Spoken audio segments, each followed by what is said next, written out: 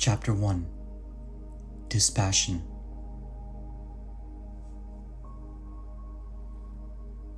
Salutations to that calm effulgence, which is endless and unlimited by space and time. The pure consciousness, which can be known by experience only. Neither one who is totally ignorant, nor one who knows the truth, is eligible to study this book. Only he who thinks I am bound, I must become free, is entitled to study it.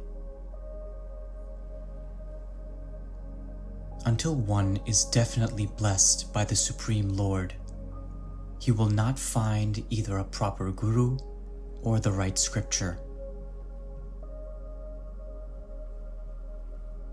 Just as a steady boat, O Ram, is obtained from a boatman, so also the method of crossing the ocean of samsara is learnt by associating with great souls. The great remedy for the long-lasting disease of samsara is the inquiry. Who am I? To whom does this samsara belong? This entirely cures this disease. Not a day should be spent in a place which does not possess the tree of a wise knower of truth, with its good fruit and cool shade. The sages are to be approached, even if they do not teach. Even their talks in a light vein contain wisdom.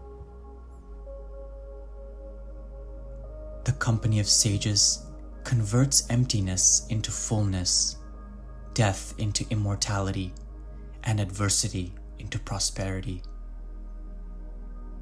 If sages were concerned solely with their own happiness, with whom could those tormented by the sorrows of samsara seek refuge? That which is imparted, O good soul, to a worthy disciple who has become dispassionate is the real wisdom. It is the real purport of the sacred texts and is also the comprehensive wisdom.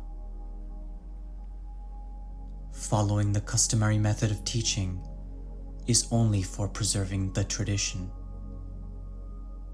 Pure awareness results solely from the clarity of the disciple's understanding.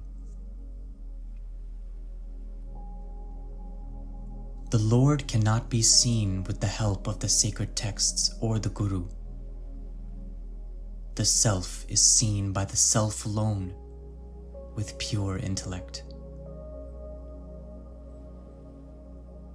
All the arts acquired by men are lost by lack of practice, but this art of wisdom grows steadily once it rises.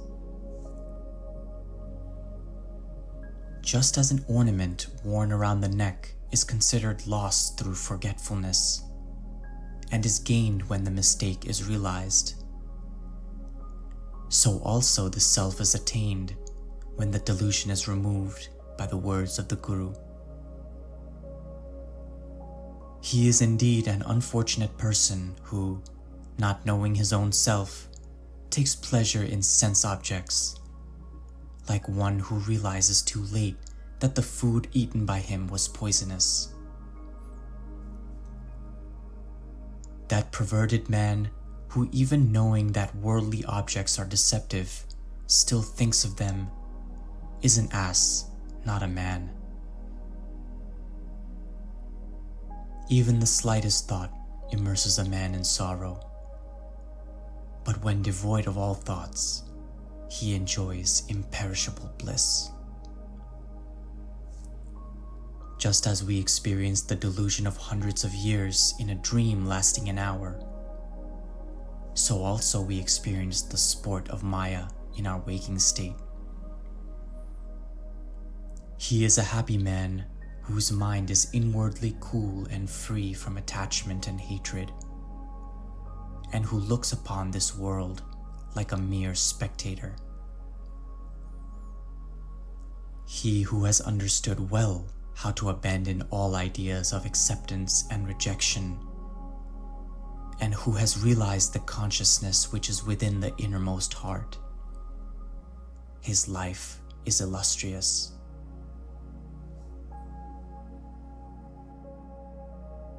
When pots are broken, the space within them becomes unlimited.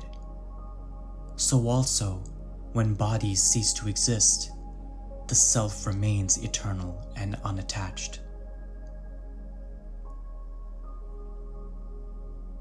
Nothing is born and nothing dies anywhere at any time.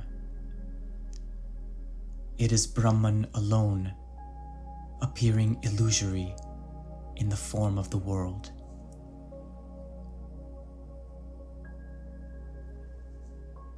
The self is more extensive than space. It is pure, subtle, undecaying, and auspicious. How can it ever be born, and how can it die? The entirety of the cosmos is one without beginning, middle, or end, and cannot be said to be existent or non-existent. Know this and be happy. O Ram, it is indeed nobler to wander begging about the streets of the outcasts, with an earthen bowl in one hand, than to live a life steeped in ignorance. Neither disease, nor poison, nor adversity, nor any other thing in the world causes more suffering to men than such stupidity engendered in their own bodies. End of chapter 1. Dispassion.